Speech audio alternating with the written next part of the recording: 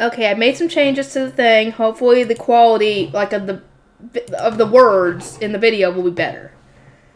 I hope so. Okay, this will be part 5. Report on the Archduke Conference second year. We spent our days peacefully until soon enough the Archduke Conference came to an end. Word arrived that the Archducal couple's attendants had returned and were preparing to welcome their lord and lady. I was worried about Ferdinand since he hadn't come back from his second summons, so I went to welcome them at the teleportation circle. Wolfried, Charlotte, and Melkor were naturally with me, excited to see their parents again. Father, mother, Melkor cried, brimming with excitement. The Archducal couple have returned. Florencia was wearing her usual smile, but Sylvester was almost completely expressionless. Oh, no. God damn it, I hate freaking Aaron's box so much. They must have caused problems. But Sylvester was almost completely expressionless. He looked so stoic that it was hard to even imagine a smile on him. After saying our greetings, I turned to Sylvester. Did something happen during the conference? I'll explain during our meeting. Ah! That idiot, Sylvester said, offering only the briefest response. He then clicked his tongue and muttered a few crude words about this unknown person. Sylvester, Florencia said, chiding her husband. He let out a sigh, put on a smile for the kids, and urged us out of the teleportation hall. Come on now, let's get a move on. We need to make way for the next teleportation, Sylvester said. And indeed, a few moments later, the teleportation circle flashed. It was Ferdinand. Welcome back, Ferdinand, I said. Indeed, it is good to be back, he replied, wearing the most brilliantly fake smile I had ever seen in my life. Oh no, what happened? Hartman, did something happen to Ferdinand? I asked once we were back in my room. Unfortunately, it turned out he had only been allowed to attend the negotiations with Dunkelfelger. He hadn't been permitted to accompany Ferdinand to wherever he was summoned. The most I saw was the Ob shouting in the dormitory and Ferdinand silently brushing him off, Hartman explained. Based on the few snippets I overheard, I believe they received a royal decree from the king that they cannot refuse. I knew it! From there, Hartman gave a report on the meeting with Dunkelfelger. Negotiations about the royalties and translations had panned out mostly as expected. Dunkelfelger's first wife is a fearsome woman indeed, Hartman noted. Although she could not provide any details, she seemed to have deduced the existence of printing. How did she do that? She examined the book that Lady Hannelore borrowed and observed that the handwriting was so consistently neat that it couldn't possibly have been done with a pen. She looked at the ink surrounding the letters and noted that it differed from what she was accustomed to have from handwritten works. And as her most impressive feat, she took the knowledge that we want to sell our books and deduced that we had created technology capable of producing multiple copies of the same work. Eep, the first wives of Greater Duchies sure are scary. Yeah, not that hard to figure out. If you're wanting to sell books, you had to have had a way to mass produce them, otherwise it wouldn't make any sense. Because, that was the whole point of books being so expensive, was that they were originally made by hand and thus were so hard to find. It had been scary enough when Drewonkel immediately deconstructed and analyzed the trial portion of Rensham I gave them. But Dunkelfelger's first wife figuring out the existence of printing technology simply by looking at a book her daughter borrowed was absolutely terrifying. Now, if you will allow me to move on, Dunkelfelger's scholars came to understand the royalty and translation fees much quicker than our own, Hartman continued. The skill gap between our duchies was made apparent once again. It was not an easy task to absorb completely new ideas and concepts. In a world where books being handwritten was not only the norm, but literally the only option, people simply could not understand the concept of paying anything per copy of a book. It generally took quite some time for the lay nobles of the printing industry to grasp everything. Elvira, in contrast, had understood quite quickly as she was making the books firsthand. Overall, it was quite a tense meeting. There were 2 sharp eyes on me at all times, trying to determine whether I am a fitting partner for Clarissa. Clarissa's father had been among the guard knights, and he had spent the entire meeting fixing Hartman with a stern glare. Things had gotten so unnerving that Hartman had apparently started to worry that Clarissa's father would suddenly charge over and cut him down. The shield of wind that you produced during the attack on the award ceremony seems to have garnered quite a bit of attention, Hartman continued. It came up even during the conference. You didn't fan the flames, did you? I spoke only of the legends that I have already made public. I understood when to hold my tongue, he replied. He had wanted to spread the more recent legends about the first Turnishbefallen bat hunt. Nope, can't do that. And the recovery of our duchy's gathering spot, but you had thankfully exercised some control. I would ask that you learn even more self-control and outright cease your efforts to push exaggerated tall tales as stately legends, I said. That would mean limiting myself to the more restrained tales, which won't be quite as satisfying. But if such is your wish, Lady Rosamond, then I shall obey. Our meeting about the Archduke Conference was held the day after everyone returned.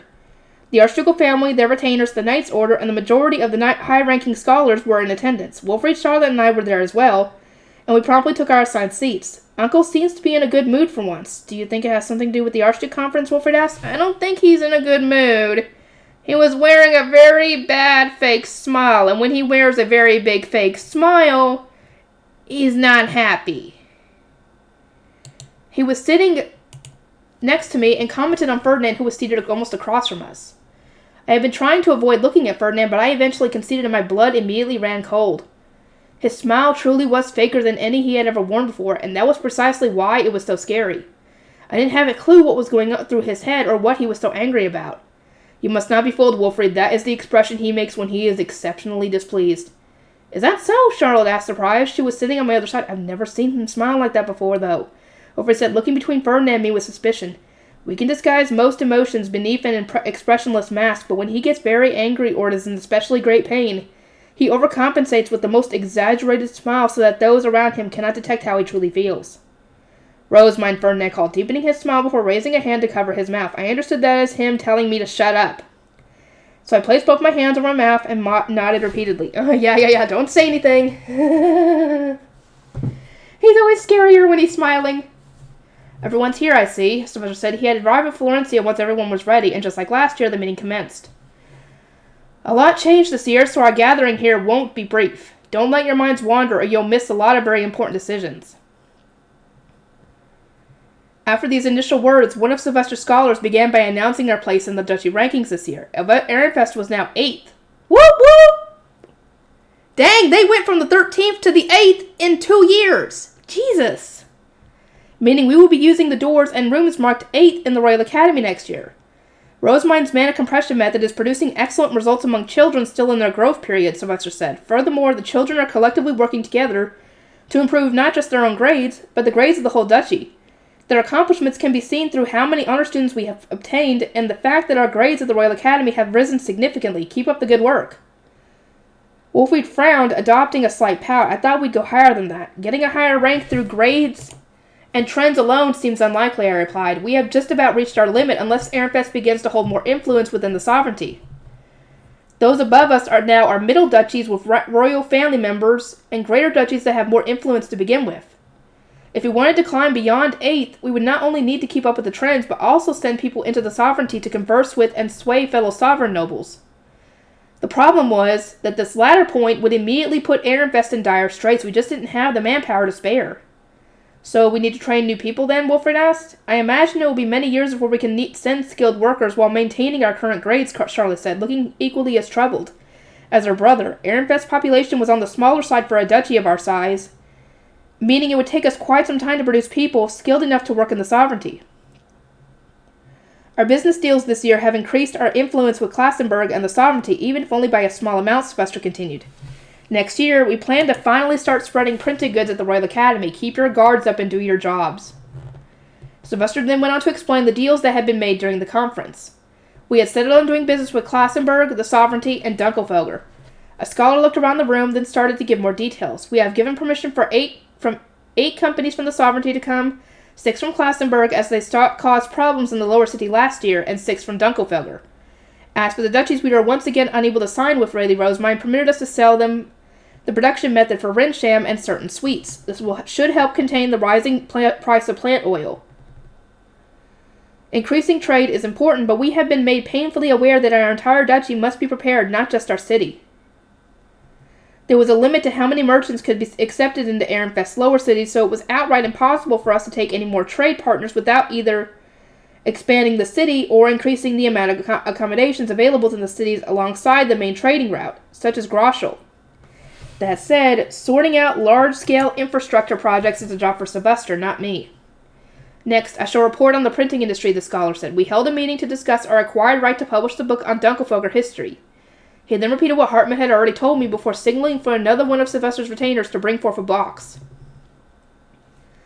These are the winnings that Ferdinand secured alongside the rights in question during his dinner match, Sylvester said. The box apparently contained the ingredients that Heifetz had promised. Ferdinand checked its contents to confirm, then handed the box to Justice. Another scholar stood up. As Lord Wilfrid and Lady Rosamine are now engaged, it's Lady Charlotte who was flooded with marriage proposals this year. Of course. Apparently there had been a truly shocking amount. There were requests from greater duchies for her to be a second or third wife, and even requests from top-ranking middle duchies asking her to be a first wife, something that would have been unthinkable just a year ago. We postponed our answers, as this is not a matter to be settled on the spot, and intend to consider these options with Lady Charlotte's thoughts in mind. Ehrenfest hadn't yet decided which duchies it wanted to maintain or establish connections with. We will need to consider whether it was best to establish a relationship with a greater duchy, with Charlotte as a second or third wife, or whether it was best to have her as a first wife, which would allow her to attend the Archduke Conference. Some duchies also offered Ob Ehrenfest second and third wives, the scholar noted. These too will receive careful consideration. Sylvester had publicly declared that he didn't intend to marry anyone but Florencia, but the times had changed, and Ehrenfest was no longer in a position where we could keep to ourselves. Now we had to use marriages to form bonds and increase our influence with other duchies. These requests will also be put on hold for now, Sylvester said with a bitter grimace. Florencia, who was sitting beside him, merely shook her head and shrugged, as if to say that she did not mind him having more wives, and wished he would stop avoiding the subject.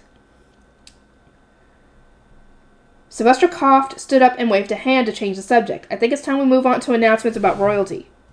Prince Hildebrand had his debut. He's the son of the king's third wife from Dunkelfelger, but he's been raised as a vassal. It seems safe to say that Prince Sigiswald is going to take the throne. This announcement resulted in some low mutterings among those gathered. The child of the Dunkelfelger wife seems more competent and a man rich than that of the de Lessenmeyer wife, one person said, so I am surprised that Dunkelfelger stood down so easily. Another nodded in agreement. They must be prioritizing avoiding another civil war above all else. Well, of course. Furthermore, Prince Anastasius' starbind ceremony with Lady Eglantine was completed with that issue, Sylvester continued. The hairpin she wore was one she received from Ehrenfest. It drew much attention, and we expect further orders for hairpins from greater duchies and royals. That made sense. I thought of the Archduke candidates who would be graduating next year and considered the possibility that Lestalot from Dunkelfelger might order one. I wonder who he would order it for. I wonder what Lady Detlinde will do. Ob Ehrensbach asked for a husband for her, but Ferdinand refused. Oh, I don't want to think about that, because that's probably, I don't like this. These next two books might make me cry. Who knows? Especially the next one, from what I know. One last thing, and this is going to impact Ehrenfest more than anything else mentioned thus far, Sylvester said. His voice lowered, and his expression disappeared as if to contain his emotions. Is this the most important thing that happened at the Archduke Conference, I wondered, leaning forward out of curiosity. In contrast to my enthusiasm, all those who returned from the conference were wearing similarly flat expressions. Once all eyes were on Sylvester, he began to speak. The king has ordered that Ferdinand and Lady Detlinde of Ehrensbach to be joined in matrimony. They are to be engaged post-haste, and their marriage will take place as soon as Lady Detlinde graduates from the Royal Academy. But I thought the matter was dealt with. What's this about the king ordering it? I glanced over at Ferdinand without a moment's hesitation. He was wearing the same fake smile that he had been using to mask his feelings ever since he returned from the Royal Academy. An engagement? How wonderful. To think love would return to... No, it's not love here. This is a political marriage. This is not what he wants. I would never have expected a greater duchy such as Ehrensbach to seek a former temple priest. What an honor! It's not an honor! From what we know of Detlinde, she's an awful person. The king must have remembered and favored Lord Ferdinand from when he came first in class so many years in a row. The attending nobles exchanged words of celebration which Ferdinand received a polite nod and the same exaggerated smile. It was clear that he hadn't wished for this marriage. In fact, he had outright told me that he had refused it. I knew that the more guarded of a smile he put on, the angrier and more dissatisfied he was on the inside. But everyone was celebrating this news as though Ferdinand was over the moon himself. Just how much pain does Ferdinand have to endure in his life? Now he has to marry Lady Detlinde, who's more or less a young version of Lady Veronica, the woman he hates most. Will the world ever let him be happy? I don't know, not at this rate. No. Just seeing Ferdinand smile like that made me so frustrated and sad that I wanted to cry. Sylvester must have felt the same. His eyes wandered to Ferdinand, and immediately his flat expression morphed into a deep frown. Florencia gave him a light jab in the side a beat later, prompting him to become stone-faced once again, but I could see his true feelings through the cracks in his mask. Oh, of course he could! Of course he's not happy about this! He knows that Ferdinand doesn't want this! He doesn't want his brother to have to go and marry into Ehrensbach! You guys are on very good terms anyway, so why would you want anybody going in there? Sylvester looked around the room, seeming a little frustrated. I asked, asked for quiet, he said. The words of celebration stopped, and all eyes turned to him. It has been decided that Ferdinand will move to Arensbach after Lady Detlinde's graduation, and their Starbind ceremony will be held straight away during the following Archduke conference. So, what year is she in? Is she, a 4th year or something? So that's in 3 years from now. If I'm right on that. I don't remember. Normally, an engagement like this would sit for a year following one's graduation. There was a lot to prepare when it came to moving duchies. Marrying right after one's graduation was very strange, and there must have been some dire circumstances behind it. Thus, Ferdinand will be removed from his position as High Priest, and we will need to assign someone to take his place, Sylvester said. The room began to stir. Those looking to climb the social hierarchy had much to gain from supporting me as the High Priest. The problem for them was the temple's reputation. Although its image was slowly improving due to my retainers and my regular visits and the occasional phenomenon like the Haldensdale miracle, nobles were still very clearly loath to get involved. I could see them all grappling with their pride as they weighed up the pros and cons. Ob Ehrenfest, I humbly ask that you assign me to be High Priest. This request came from Hartman of all people. Really? Dude, you want to be the High Priest? Of course he wants to be as close to Lady Rosemary as he can at this point. He listed reason after reason why he was suitable for the job. He was already familiar with the temple through visiting it so often. He would be able to hit the ground running due to his experience helping Ferdinand, and it was a job of my retainers to assist me in the first place. But, Hartman, are you not getting married in a few years, Ferdinand asked, furrowing his brow? One naturally cannot enter the temple after inviting one's marriage partner to the duchy. Nobody in the temple was married, for priests and shrine maidens could not get married. That was precisely why I myself would only be serving as the High Bishop until I came of age. Sylvester Hartman smiled as though this weren't an issue at all. I do not intend to abandon my position as a noble. I am simply prioritizing assisting Lady Rosemary above all else. When she comes of age and leaves her post, I will do the same and get married. Indeed, there is nothing to worry about. If Clarissa does not wish for me to enter the temple, I will simply cancel our engagement. What? You would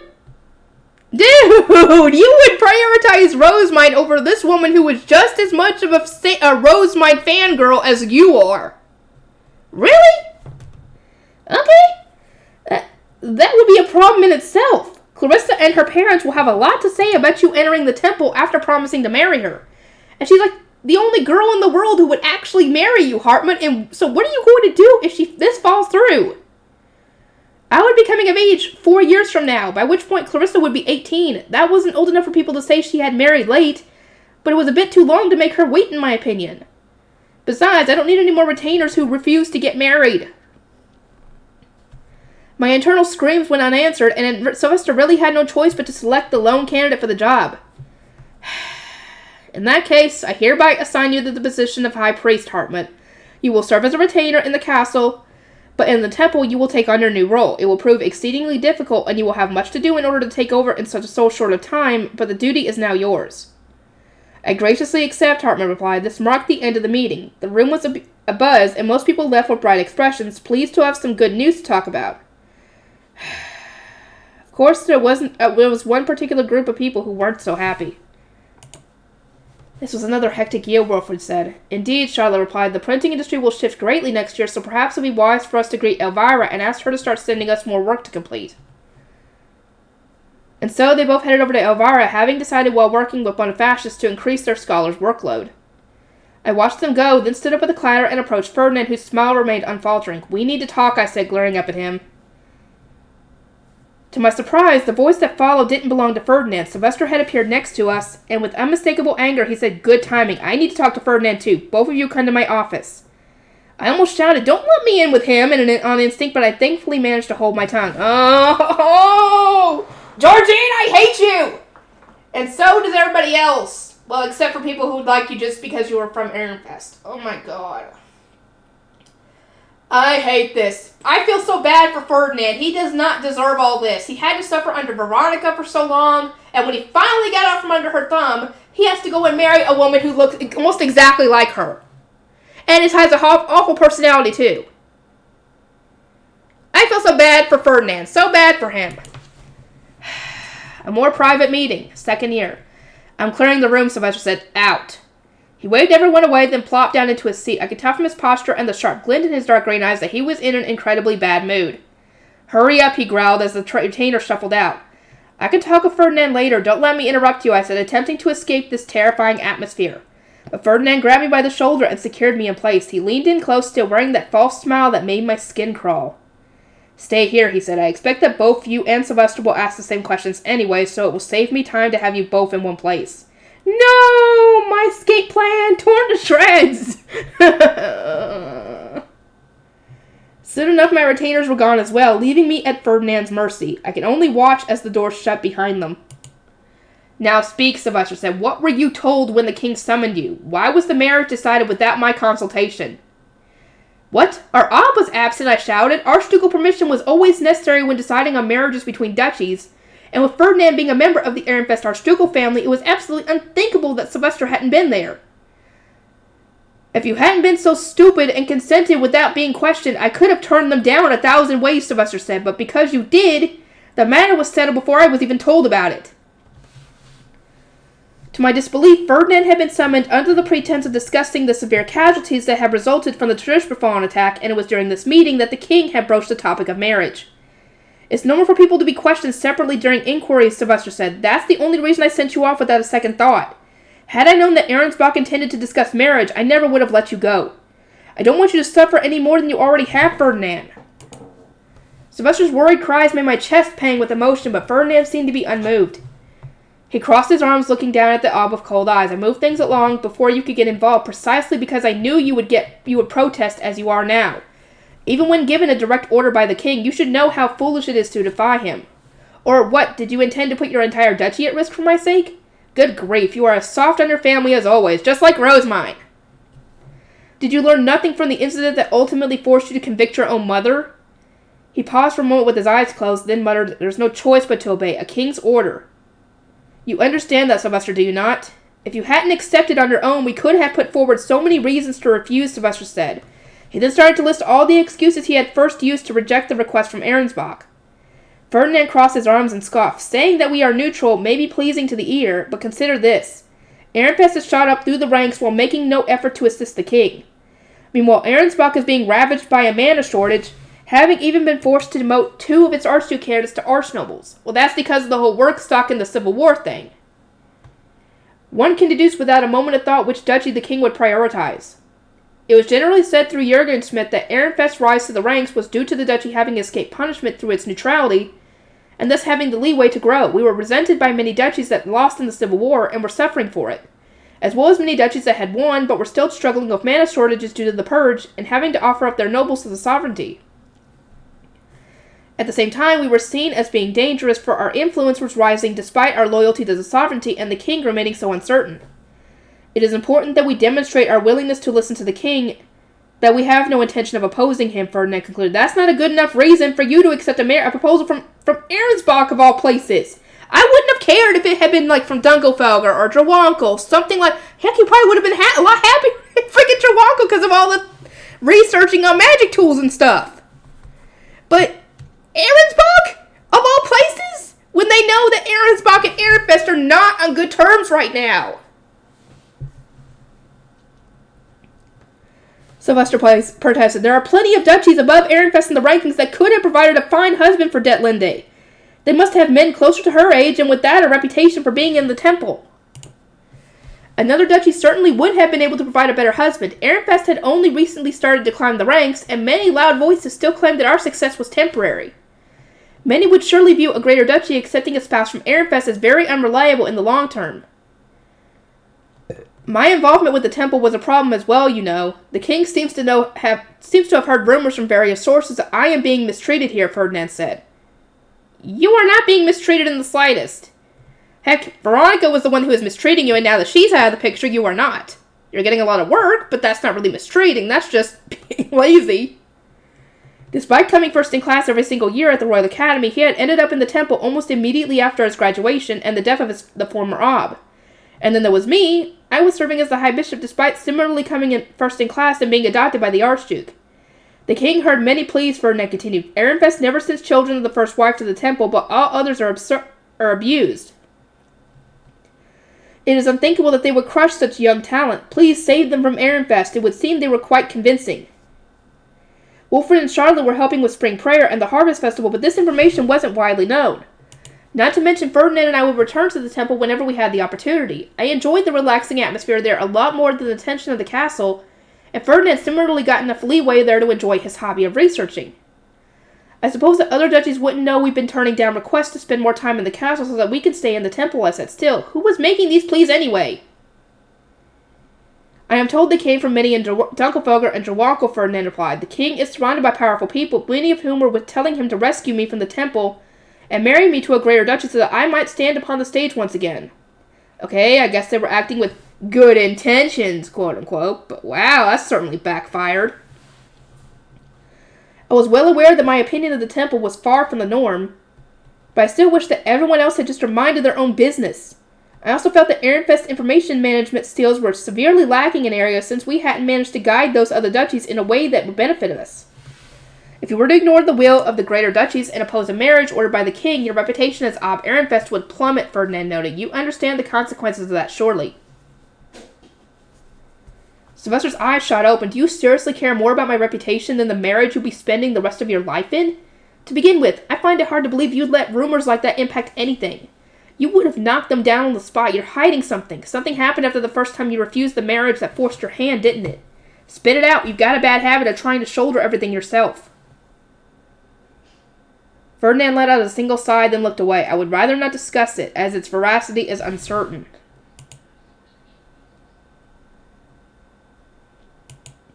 Quit stalling. Tell me. My information here comes from Justice, who compiled the vague rumors from unknown sources, so I cannot speak to their accuracy, Ferdinand said, speaking in far more words than was necessary. He then looked around slowly and continued in a low voice. Ob Ehrensbach is not long for this world. If what Justice had told me is true, he will most likely ascend the towering stairway into the distant heights while Detlinde and I are still engaged. Excuse me?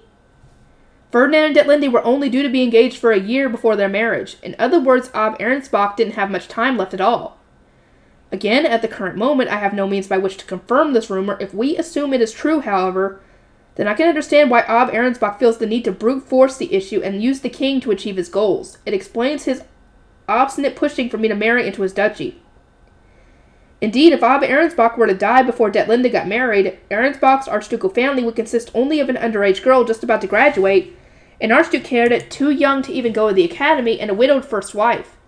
It would prove immensely difficult to support a greater duchy under those circumstances.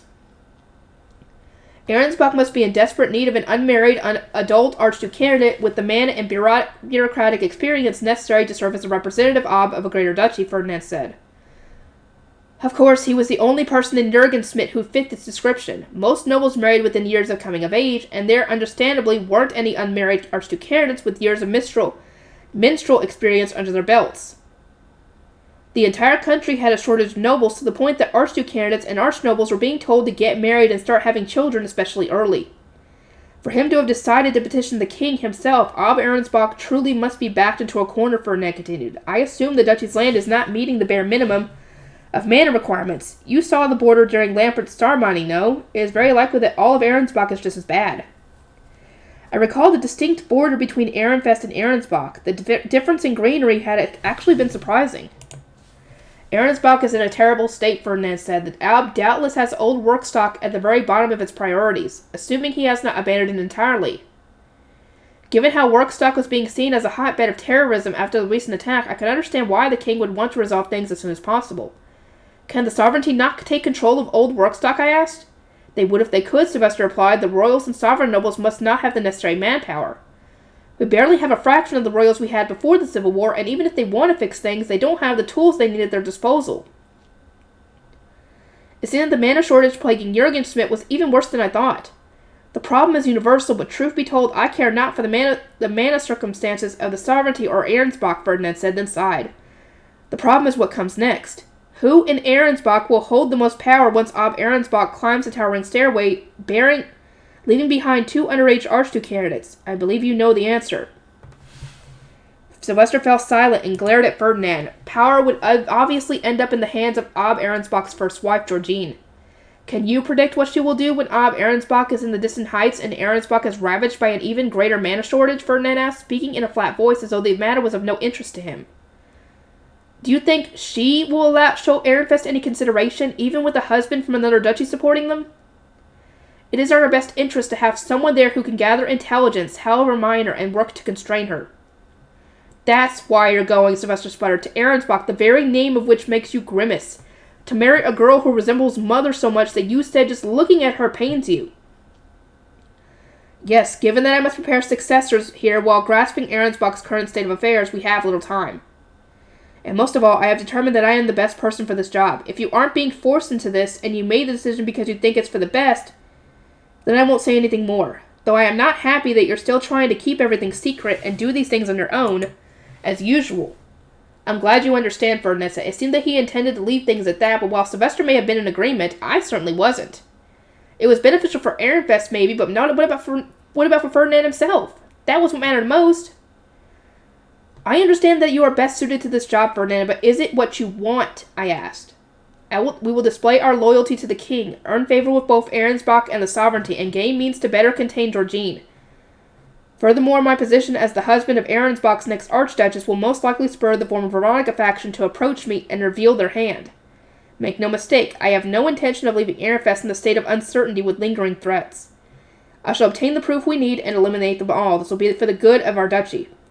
I could feel the anger bubbling up inside of me as Ferdinand mentioned me one advantage after another, maintaining his fake grin all the while. Once again, he was seeking ways to benefit the duchy and those around him while completely ignoring his own needs.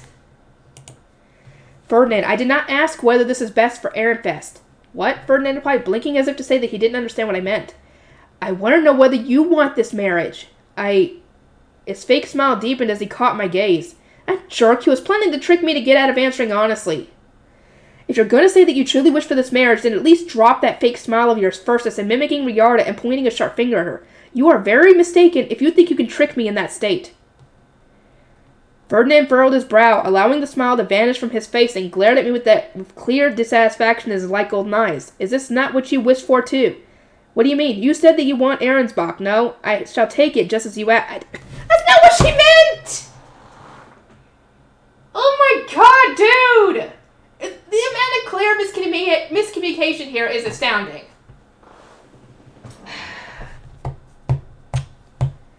Ferdinand said, now putting on a smile fit for the Lord of Evil. I was talking about fish, not... Oh, and their books, but... Wait, you know that's not what I meant. And my wants don't matter here. Your true feelings take priority. Ferdinand let out a chuckle, then sighed. I do wish to be positioned in Ahrensbach to better grasp their situation and inform Ehrenfest, but I do not wish for the marriage itself. It is, however, essential to my goals. I will go because I must. I would like for you to understand this. That was almost the full truth. And Ferdinand rarely ever voiced his true thoughts, so I was somewhat satisfied with his response, but only somewhat. His fake smile returned after our brief exchange, which made me feel like he was still trying to hide something. Sylvester, I have much to do regarding my successors, so Rosemary and I will reside at the temple for some time, he said. Send an ordonnance if you need anything. All right, Sylvester replied. It seemed that our conversation had reached its natural conclusion, but Ferdinand was still wearing traces of a false smile. I gave him a fixed stare, at which point he arched an eyebrow as if recalling something. He looked at Sylvester and said, the time has come for Ehrenfest to forge relationships with any and all top-ranking duchies through marriage, while carefully considering the influence they will have with us. You need a second or third wife, even if you do not wish for one. Consider this matter carefully. Yeah, I will. Now get out already, Sylvester said, impatiently waving Ferdinand out of the room. Daniel and Angelica are waiting outside as my guard knights, and no sooner had I exited than the latter went to summon the rest of my retainers. I stayed with Daniel as they gathered, while Ferdinand attempted to beat a hasty retreat with Deckard and Justice. I grabbed him by the sleeve before he could escape. Rosemine, this is inelegant behavior. I don't care.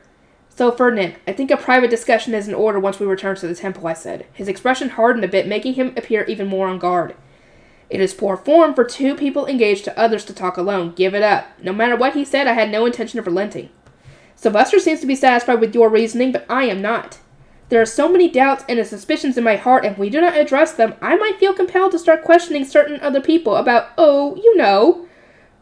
the seed of a something, whatever you were talking about. Are you certain there is no way for us to talk? It was a deliberate attempt at blackmail on my part, delivered with the most knowing smile. It was just a gut feeling, but it seemed to me that the seed of a dogissa stuff that Rodlett, the Sovereign Knight Commander, had mentioned was related to why the king had ended up giving this order. Ferdinand glared at me, looking exceptionally displeased. As expected, more had gone on in that meeting room than he had reported to Sylvester. Only once we returned to the temple, he said. Ask nothing of anyone before then. Of course. He gave me a doubting look, and it was then that I noticed that the fake smile had vanished from his face. In truth, it came as quite a relief. Fuck you! I hate Ahrensbach so much. That place deserves to go bye-bye. Except for a few people. Raymond? Shoot. I don't know who else. Whoever is actually a nice, good person there. Anybody else can go bye-bye and die. Okay. Looks like we might get some actual decisions. I had wanted to return to the temple straight away, but things weren't that simple. Ferdinand was being swamped with requests for meetings now that his engagement to Ahrensbach was settled. I was being forced to partake in tea parties with Elvira and her friends as they barked and growled with frustration, and there were letters pouring in from scholars who wanted to get involved with the printing industry starting next year. I suggested that Elvira and her friends channel their outrage into a story and worked my way through meetings with the scholars. Wilfred and Charlotte were taking work from Elvira and distributing it to their own scholars, so I decided to leave printing matters to them to some degree. There is much else I need to do. Indeed, there is so much that Ferdinand needed to teach me: my temple work, my Royal Academy studies, and rejuvenation potion lessons. He and I returned to the temple once he had worked through his meetings, or at least worked through as many as he intended to endure. After arriving back at the temple, I forced my way into the high priest's chambers. Ferdinand met me with a demonic glare, but I didn't even falter as I said, "Shall we talk?" If you ask me, it was a show of bravery that deserved a lot of praise. Ferdinand trudged over to his hidden room and opened the door, evidently not pleased about it. Once inside, I made brisk work with cleaning off the brewing tools and ingredients from my usual bench, giving myself somewhere to sit. "I'm glad we can finally talk," I said. "I cannot say that I share in your gladness," Ferdinand replied venomously as he sat in his seat. "Now, what do you wish to ask?" "First of all, I want to know more about the state of Ahrensbach. That's where you'll be going, after all." Ferdinand must have expected me to ask about the Adalgisa stuff, as the tension seemed to very subtly drain from his rigid shoulders. "I believe I spoke of Ahrensbach already." "Not enough. You said that Arab Ahrensbach isn't long for this world, but isn't there a chance Justice is wrong? Couldn't he end up living for ages like great-grandfather? In that case, will Lady Detlinde actually become the next Ob? Lady Letzia from Ronco has stronger backing and a more steady faction, so I would think she is better suited to the role. Letzia had support from the faction of Ahrensbach's previous deceased first wife, who by all rights should have been alive, and from her blood mother in Ronco. Georgine had abruptly become first wife after being married into the duchy from Ehrenfest, and Detlinde had never even been considered a successor before then. The answer to who was a more suitable candidate to become the next Ob was clear to see. "You are correct," Ferdinand said. "The purge forced Ahrensbach to reduce 2 of its archducal sons to archnobles, so the king formed a plan to save the duchy. Ob de Ronco's daughter will be adopted into Ahrensbach, then she will marry Prince Hildebrand once he comes of age." "Oh, okay. I don't know how he would feel about that, but whatever." During the prince's debut, it had apparently been announced that he would marry upon coming of age. This was, of course, news to me. This was all well and good when Ob Ahrensbach expected to see Lady Letzia come of age. Ferdinand continued, "But he has since learned that his days are numbered. Now, tell me, what will happen to Lady Letzia if the Ob dies before she becomes an adult?" As there won't be an archduke candidate of adult age, the first wife will take over for the short term, and the next archduke candidate to come of age will become the Ob. In Ahrensbach's case, Lady Georgine will take over, then Lady Detlinde will rule the duchy when she comes of age," I said. This was all founded in what I had learned while studying for the archduke course. "Very good," Ferdinand replied with an affirming nod. "It appears to be law in Ahrensbach for existing archduke candidates to be reduced to archnobles when the Ob is replaced. Lady Detlinde becoming the next archduchess will thereby result in Lady Letzia being demoted to an archnoble. That is, unless she was adopted by the archduke, in which case she would remain an archduke candidate. In short, the duty expected of me is to marry Lady Detlinde, then adopt Lady Letzia, and train her in preparation for her marriage to Prince Hildebrand." Ferdinand continued, "In truth, it would have been ideal for me to begin training Lady Letzia right away, but Lady Detlinde will need that training more if she is to support an entire greater duchy. Her rule will only be temporary, but having her serve at all is an absolute last resort for Ob Ahrensbach. He is in extremely dire straits." Ahrensbach needed someone who was skilled enough to support the duchy and to train Letzia. It seemed that Ferdinand was perfect for both jobs, considering that he was already the Saint of Ehrenfest's guardian, and had successfully boosted Ehrenfest's grades on a wide scale. I feel bad for Letzi, I said. Please be gentle with her. You mustn't treat her like you treat me. Why are you showing concern for an Arnsbach Archduke candidate? Wouldn't it be a disaster if you were to crush one of their precious few Archduke candidates with your intensive training? Pauline cried many times after you glared at her and demanded that she redo her work. She did. Pauline was now used to this treatment, but she had grown painfully depressed around the time she had first come to the temple. Hartmann and Daniel had often needed to console her. So what did the king say to finally convince you, I asked. Being married to the Ob of another duchy is one thing, but I can't imagine many would agree to becoming a stopgap for the future Ob. That would have given you plenty of reason to refuse, I would think. To put it simply, the king expressed that he was testing Ehrenfest's loyalty. The king and those of the sovereignty were very uneasy about a neutral duchy like Ehrenfest shooting up through the ranks, especially when it wasn't yet known where its loyalties lay. Their plan to marry Eglantine, a woman of such royal blood, to the next king to form a strong connection to Klassenberg had been crushed. The incident about the incomplete Bible had driven yet more wedges between royalty and the sovereign temple, and then, to top things off, we had refused the king's request for me to grant the blessing at the graduation ceremony. Doesn't that mean they're mostly suspicious of us because of me, I asked. The incident with Prince Anastasius was entirely the result of one of your rampages, but all you did was advise him. The blame ultimately lies with Prince Anastasius, who abandoned his claim to the throne, and with the king and Klassenberg, who relented to the decision. You were only following my instructions during the Bible incident, and finally it was Sylvester who declined to allow you to perform the blessing.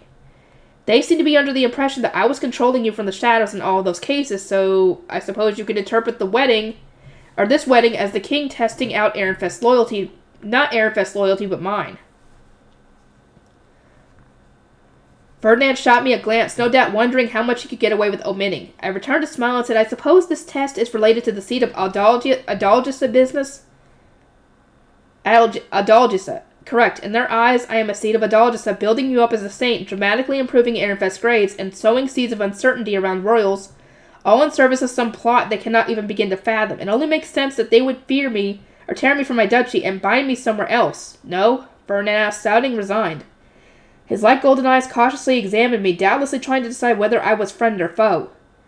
This is clearly a topic that he hadn't wanted to discuss with anyone. Ferdinand, what is a seed of Adalgisa in the first place? I don't believe the Bible mentions it, so it must be something uncommon. How have you interpreted it? Ferdinand asked in response. I assume you kept your silence for a reason. He was watching me like a hawk, trying to gauge how much I was aware of, and whether I was hiding anything or trying to trick him.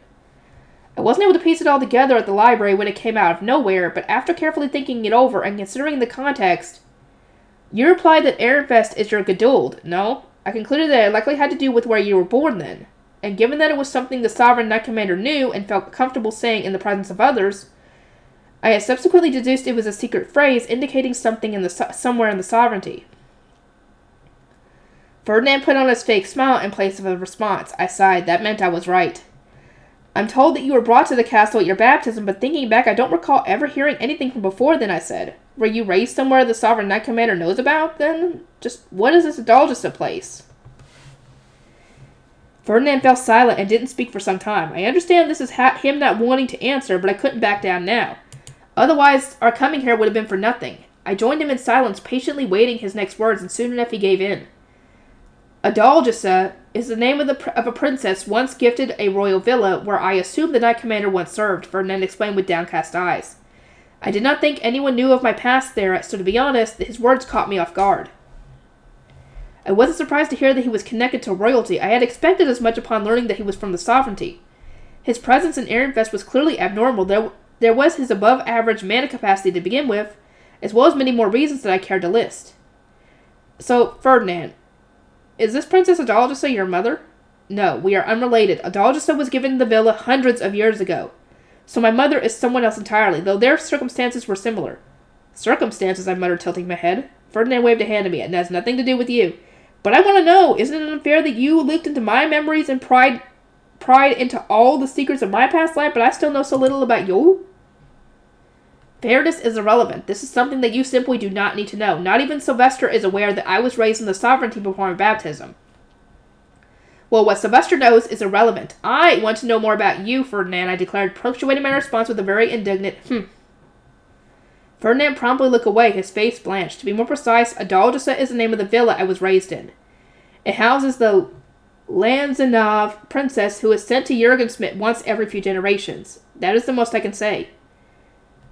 Lanzanov is the sugar country, right? Sugar, you are not wrong, but your understanding of things is so unconventional that it is at times disconcerting, Ferdinand said, rubbing his temples. Speaking to you gives me a headache, so I hereby end this discussion. Hold it right there. There's no point in you even trying to escape. If you do, I'll just force my way in again. Now let's see. Since you were raised in this special villa, Ferdinand, it's safe to conclude that you're royalty with foreign blood, right? Ferdinand gave me an annoyed grimace. I have relatively thick royal blood, yes, but as I was baptized in Ehrenfest, I am not royalty myself. Biologically, yes, you are.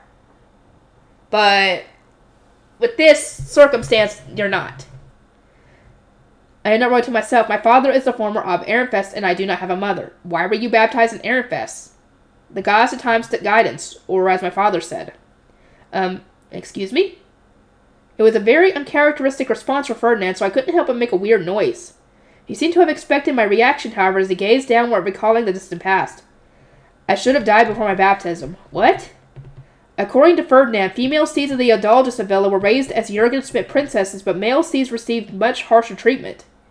Only one boy would return to Lanzanov, while the rest were secretly disposed of, since having a bunch of men with claims to royalty would cause nothing but problems. Well, it makes sense, yeah. Those who are disposed of can survive if they are taken in by a father, but most nobles would refuse, Ferdinand explained. The men would not be able to tell whether the child is really theirs, and they tend to have wives, which inevitably breeds conflict. And whenever Ferdinand would ask his father why he had agreed to take in such a child, the late Ob Ehrenfest would say it was by the gods of time's guidance. He said with complete certainty that my presence would benefit Ehrenfest, Ferdinand concluded. I see, that's quite strange but also true. If not for your being here, Ehrenfest wouldn't be in the way it is now. If the goddess of time truly was involved, I would expect nothing less from her.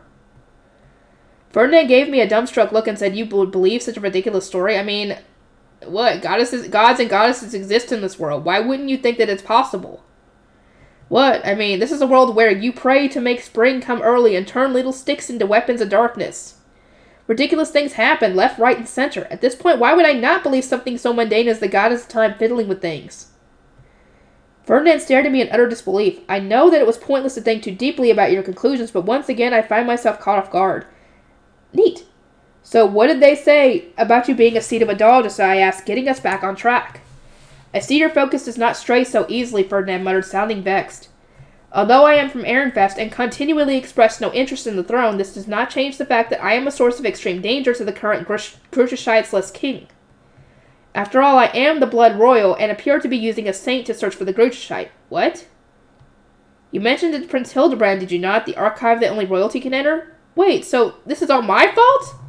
I put my head in my hands and screamed, no! Ferdinand gave a tired sigh. I was told to display my loyalty to the king through action. To this end, I was presented with two choices. Eliminate Sylvester and take his position as Ob, or wed into Arensbach. That's why he did it! It was either that or kill his own brother. Well, technically, but whatever. An archduke could not become royalty. Eglantine had mentioned this when talking about her search for a way to avoid getting involved with the royal family. Ferdinand was being asked to either become the next Ob Ehrenfest or marry the Ob of another duchy in order to sever his tie to royalty for good. Well, why Arensbach? Why not Dungelfelder? Or Jawanko? Like I said, Jawanko probably, he would have been in heaven in Jawanko with all the researching magic tools and stuff. Jeez. If you needed to display your loyalty in that way, couldn't you have become Ehrenfest's Ob temporarily until Wulfric came of age? I would rather you stay in Ehrenfest forever, Ferdinand, and I would not be, will you not be much happier here than with Lady Detlinde? Considering that she resembles Lady Veronica and all, I was certain that Sylvester would agree if we explained things to him. Ferdinand shook his head. Now that the king knows I am a seed of Adalgisa, it is best for me to step away from Ehrenfest. It is impossible to say whether I will end up embroiled in some major incident, but I can say with all certainty that I will not bring this duchy down with me. His eyes wandered to his hands, which were balled into tight fists. I gave my father my word that I would make Sylvester the Archduke and dedicate my life to Ehrenfest to support him. I could never break that final promise we made. If my only other option is eliminating Sylvester and taking the Archducal seat myself, I would much rather marry into Arensbach. He must never know that there was an alternative. Because even if he knew that was the alternative, he wouldn't have taken it. He wouldn't have done it. Ferdinand treasured his memories with his father, and now that I knew about how much he valued their final promise, I couldn't bring myself to say anything that might keep him here in Airfest. Still. So what you truly want is to protect your promise with your father, I asked. Correct. I assume that you understand how I feel, at least to some degree, considering how much you treasure your true family and your promises with them. Oh, dang it, you had to hit her in the heart with that. God. He knows how she is with her when it comes to family. She is very soft with her family.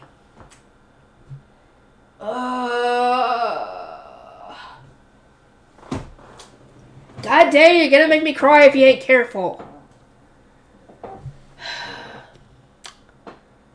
I had promised Dad that I would protect our family at Airfest with it. Thule had promised to become a first-rate seamstress and make my clothes. And Mom, it was hard for me to repeat my promise with her. But I remembered it. It was very, very precious to me, and just thinking about it brought tears to my eyes. God damn it. And here we go again. I can understand, I said. I get it. I don't want you to leave, Ferdinand, but I understand how much that promise means to you. Why are you crying? Yep, of course she's crying. What do you think she's going to do? You think she's that cold-hearted? No. You know she's a freaking... She's a big old softie. What do you expect? I remember my promises with my family. And when I think about how I need to part ways with you as well, well, I just couldn't hold them back.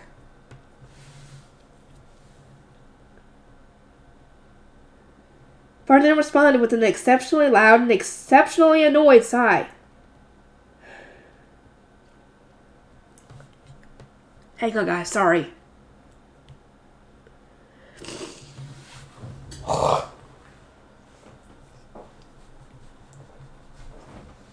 Okay. Let's see. Then unclenched his fist and spread his arms a bit. I climbed into his lap and embraced him tightly, relieved to have that feeling of touching someone that I hadn't felt in a truly, truly long time. Yeah, no one's about to hug. That ain't right. No wonder they're so freaking... No wonder their ideas of getting to second base is mixing mana and holding hands. That's just stupid. No wonder.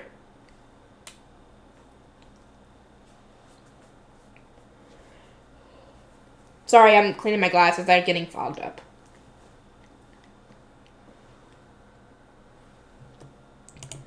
Hugs had completely vanished from my life. You don't mind, I asked? I did promise to praise you when you came first in class, though this will most likely be the last time.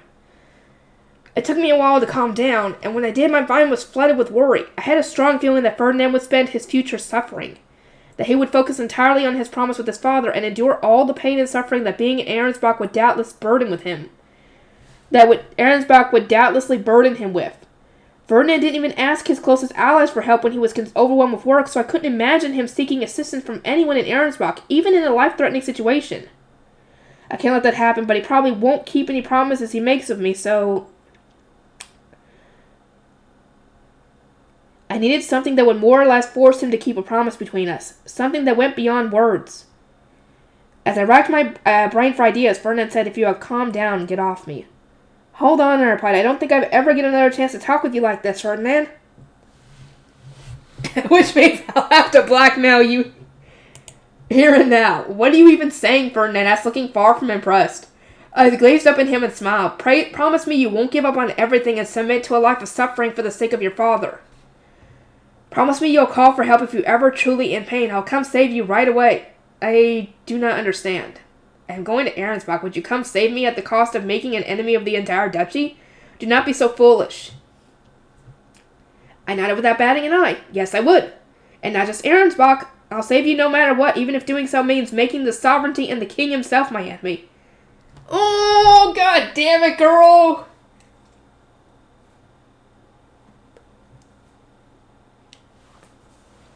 What the? Ferdinand trailed off and started rubbing his temples in complete disbelief. "I tore you away from your family and forbade you from contacting those of the lower city, remember? You must not be right in the head. It makes no sense that you would go to such lengths to save me." She cares about you that much, dude. Do you not understand that? She'd go to such great lengths for you. Don't you realize that? Girl, you gotta say it plainly. This guy really doesn't understand how much he means to other people, does he?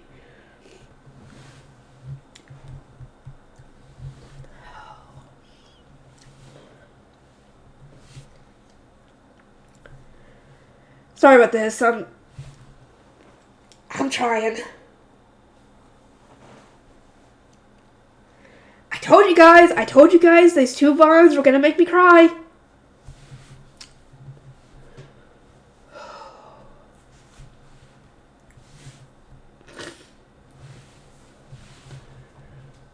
Or how much we worry about him.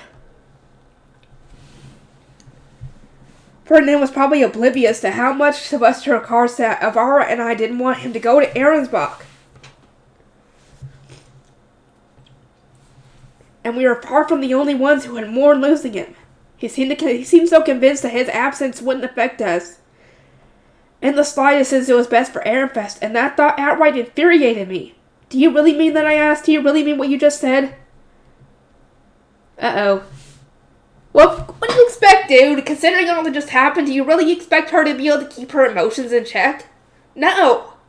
You know how she is. And I don't blame her.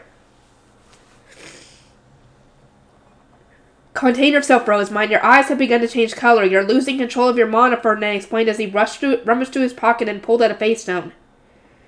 He smacked it against my head with such force that it made a noise. Ouch. And although the dull color in the face stone draining my mana seemed to calm me somewhat, I was still furious. Yeah, you're gonna have to say this plainly to his face. You can't just dance around the topic here. You gotta tell him how much he means to you. Listen here, I said. You've taught me a lot as my guardian. You've looked after me and gone to great lengths for my sake, haven't you? You made me potions and charms, and out of all the nobles in Ehrenfest, whether it be Sylvester, Florencia, or even in my fiancé Wilfred, you've charactered me more than anyone. Isn't it obvious that I think of you as family? Why can't you understand that? Yeah, you had to say it. She thinks of him as family.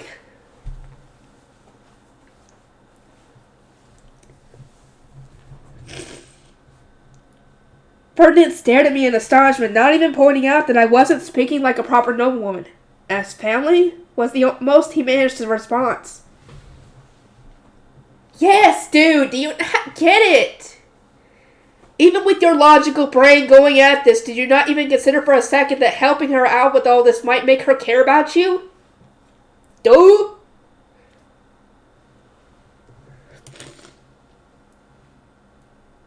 Yeah, tell him like it is, girl. Tell him like it is.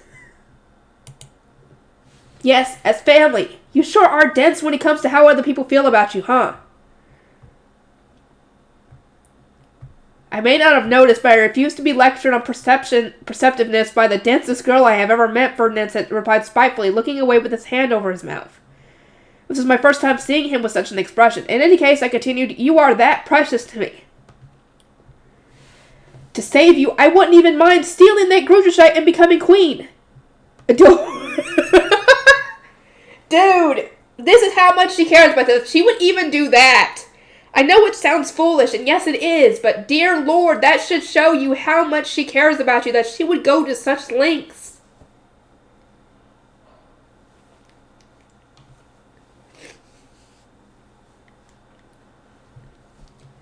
What are you saying, you fool? Ferdinand snapped, his eyes wide. To me it was the perfect idea. I could read the Grudershite to my heart's content, save Ferdinand, and then return the book to the king. Everybody would not win, dude. If you were to find the Grudershite, they would automatically claim you as queen, and you wouldn't just be able to give it back to the king, because the king wouldn't be in power anymore. The commoner daughter of a soldier became the adopted daughter of an archduke to save her family, I say. Compared to that, an archduke candidate stealing the Grudershite and becoming queen can't be too much of a stretch. And as long as I use my new position to protect Ehrenfest and all of Jurgenschmidt, I wouldn't be breaking my promise with my dad, so there wouldn't be any problems. There would be countless problems, he knows, yes, but it's the thought that counts here, dude. Ferdinand cried, there really must be something wrong with your head. He was getting emotional, which was a good sign. I just needed to keep the momentum going until he made a promise that I could hold against him. I will dedicate my life to ensuring that I can read in peace. That is my reason for living. I recall you saying the same thing when you saved the orphans. That's right. I don't want there to be bad things happening around me when I'm trying to have a good time. My point is that I need you to be happy as well, Ferdinand. There is no way I can relax while you're giving me cause for concern. That's why I need you to contact me on a regular basis, even once you've gone off to get married. Just so you know, if enough time passes and I haven't heard from you, I'll come fight to save you with every fiber of my being.